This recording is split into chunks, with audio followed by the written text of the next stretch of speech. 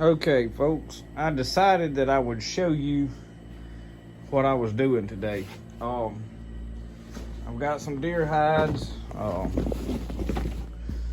fairly decent deer hides. They're not really nice, but I tanned them, brain tanned them, but I decided that I would make a holster for my muzzleloader. I actually traded a guy a knife that I made. This is also a knife that I made just to give you an idea. I made him a bone handle Bowie knife, but it wasn't, and I'm hard to get this out with the camera in my hand and focus and watch what I'm doing and not get cut and everything at the same time. But that is the knife. This is an elk antler. Good strong knife. Thick blade. I use it more for a machete, but I like to wear it. This holster, I made all of this. I made the belt. Obviously, I bought the buckle. And I just kind of brought it together. I stitched that. And I don't know what you call that stitch, but it's sewn back and forth. I drilled all the holes, pre-drilled them. But anyway, this right here is my design. I don't know of anybody else that does this, but it's pretty cool, and that's why I'm gonna show it to you. You can run your belt through it this way, and I hang it across my chest, and then I can slide it up and it hang up on my back, and I run the belt crossways. That's why this belt is extremely long, and it has a whole lot of holes, because I can cinch this up and use it for a belt as well. I like things to be multifunctional. But what I was going to point out is if I want to wear this on my belt as a belt, it goes through this way too. And you can turn this holster several, and being that that's wide, your belt don't just go straight and it have to hang straight down. You can do it as I do this, and on my side, you can twist it and move it around.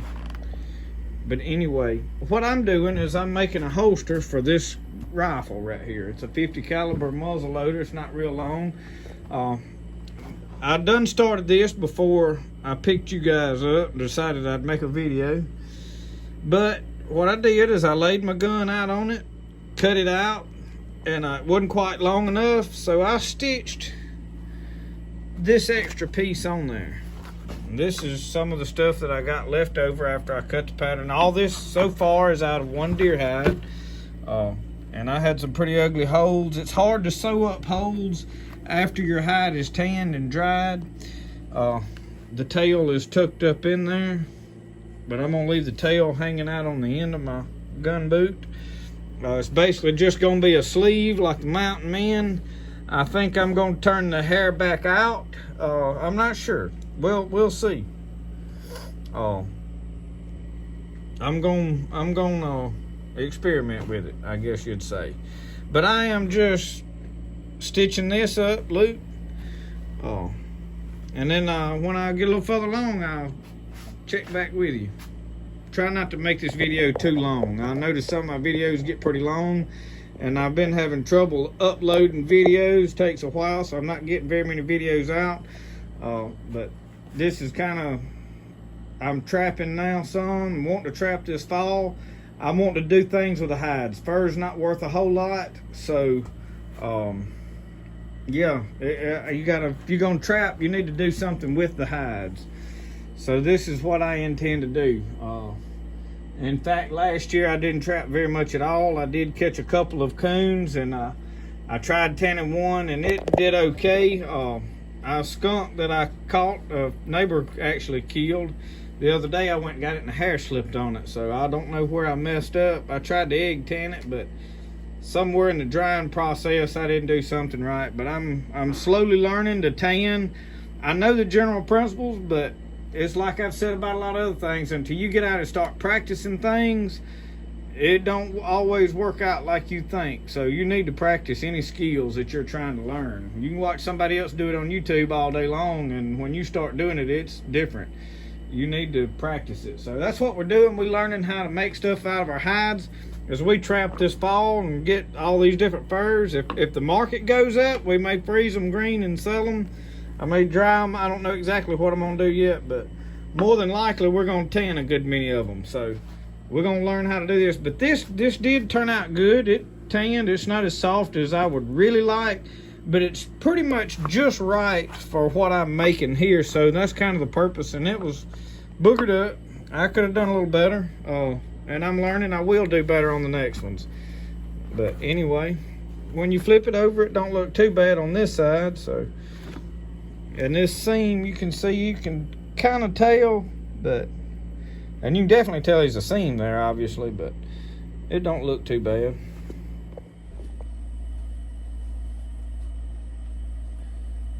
I stitched till I run out of string right here. I'm just doing it sections, and I just tied it off and start again instead of trying to pull a big giant long piece of string all that's the whole length of this. It's easy enough to tie it off. These stitches are gonna be hid anyway. So what I did is I just take my string, run it through my needle. I'm just doubling it back. Then on this tag end, I'm just tying an overhand square knot in there. And then on my first stitch, I'll make a loop through and tie it off.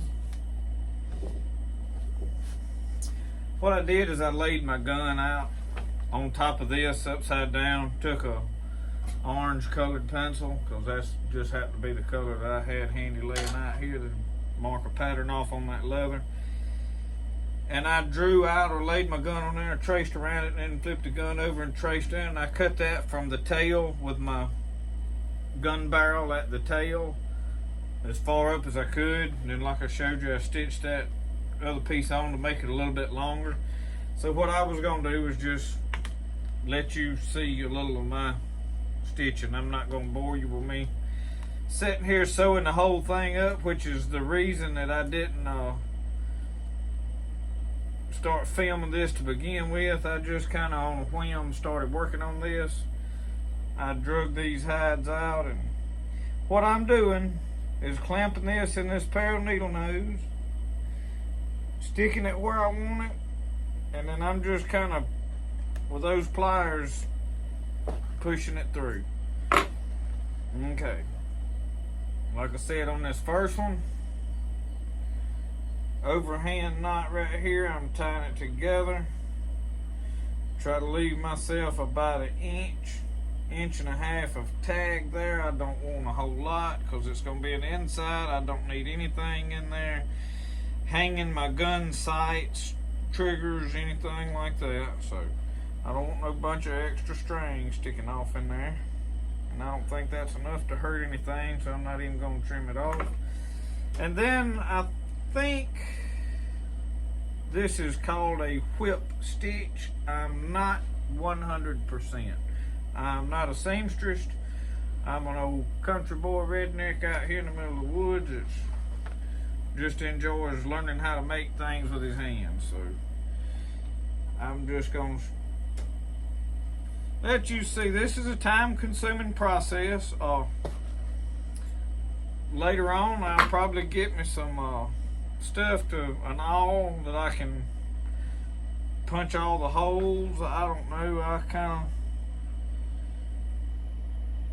I do everything with recycled, reclaimed. I don't like to go buy certain tools to do certain jobs. I mean, when I need a tool, if I'm going to use it enough to benefit me, yes, I go get it. I've got power drills and stuff sitting over here. I'm not trying to say that everything's made out of junk, but stuff that I don't just need a whole bunch. I like to make my own tools if I can. See, I'm just looping that over. I'm not sure if it's not a whip stitch. I don't know this, but I'm just looping this, poking it through both pieces of leather. I've got a sharp needle. I didn't show you my needle, I don't think, but I've got a couple of needles. In fact, I've got a whole pack of needles. I've made like that knife holster. I pre-drilled all those holes in it This needle, you can see, I don't know if that camera's ever gonna focus, but it's kind of blunt. This needle that I'm using right here, it's more sharp. I don't think it's ever gonna, it might. You can see it's a little more pointed than the one, this one I use, see if you can tell the difference right together.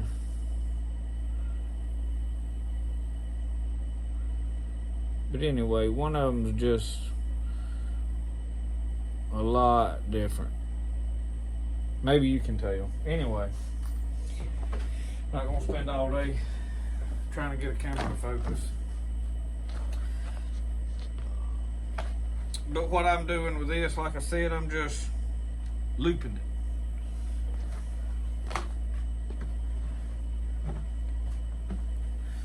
Where did I lay my curse of my life, trying to find something I laid down. Everything needs a string tied around your neck.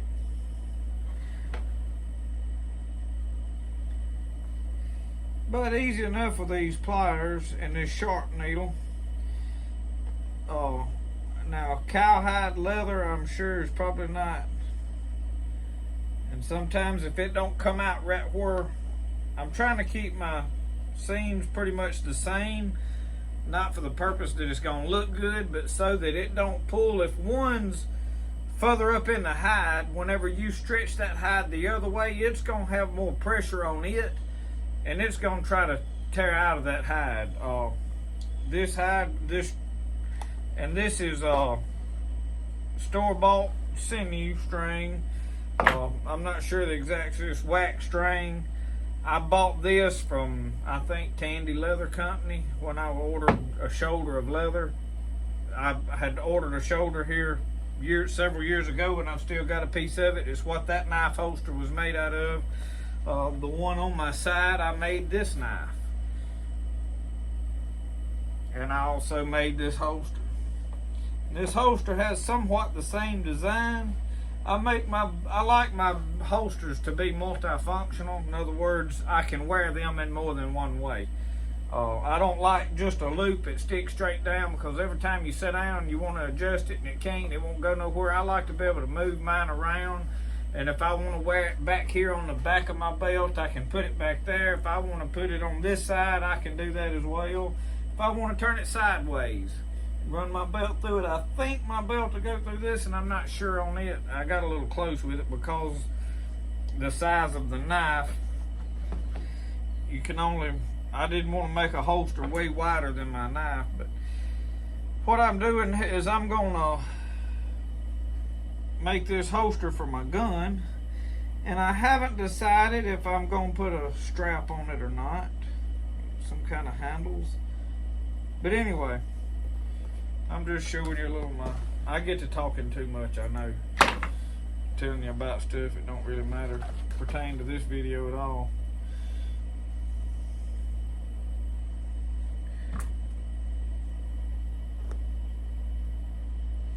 This is a time-consuming process, and I'm trying to do a decent job on it. I'm not no expert.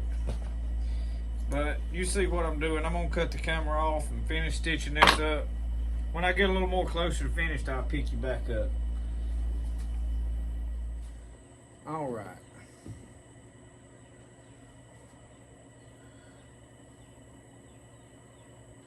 Maybe backwards in the camera, I don't know, but this is prime neat's foot oil. What I'm doing is, I done got it all over the jug, all over the table. I can't use anything without making a mess. But what I'm attempting to do is I'm gonna rub the inside of this down. 2 reasons. It'll keep my gun, keep it from rusting my gun, because I think I did salt this hide initially, and I have experienced in the past that on my knife holsters and stuff, if I used a raw hide, that it'll cause that to melt. Another thing is this gonna help limber this up to turn it inside out. And it makes the hide really nice. I bought that back when I was doing leather to treat leather. I've been fooling with hides back and forth a little for a while, but I'm still learning. I haven't got to just spend a lot of time on it, so I haven't got anywhere near good at it, but I'm learning. But we got it all stitched up. We're just gonna rub this oil in everything as good as we can. We got it a little heavy there in some spots, heavier than others.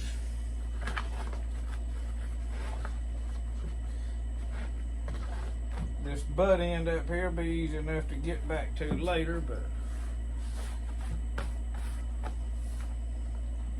well, I guess there's still some on the bottom of the jug. I don't know.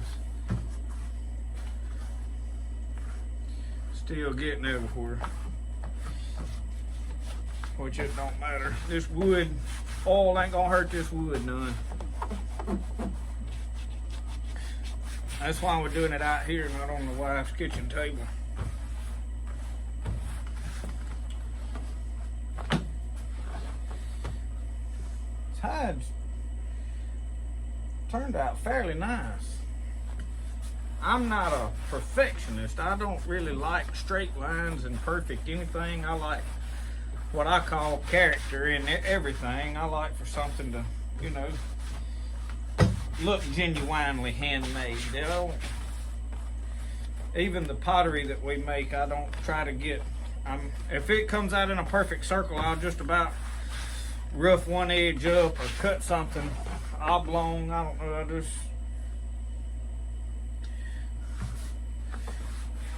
don't like perfect. I'm not perfect, so why do we expect everything else to be perfect?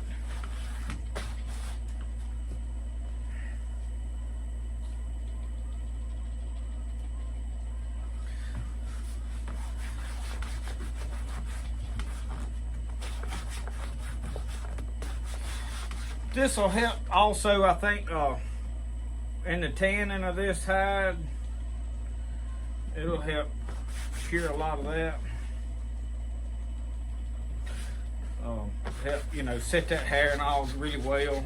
Some of it is still, this hide right here particularly, still shedding just a little bit. But I'm not going to try to break the fibers any further. I'm going to let that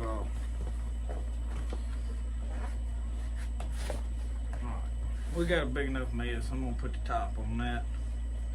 We're just gonna show you where we's at. We're gonna work now on getting it turned inside out.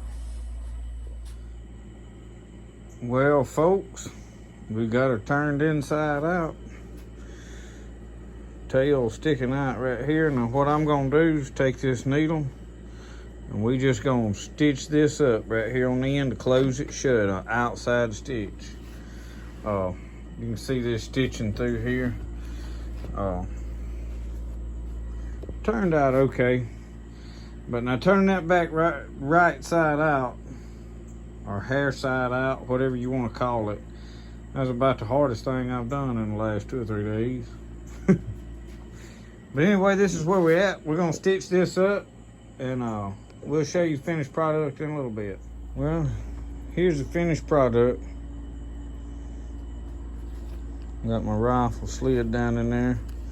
We just left it kind of ragged.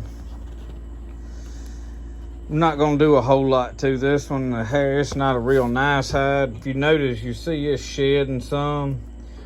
It's probably not really well tanned, so before I spend just a lot of time making something really nice and fancy, I'm gonna make sure that I got a hide that's gonna last for a long time. But even if the hair comes out of this, we've still got a nice, you know, case just to stick our gun in to keep it out of the weather. Anyway, we may hang us a coon hide or something, make us a handle for it later, I don't know, but right now we're gonna leave it just like it is.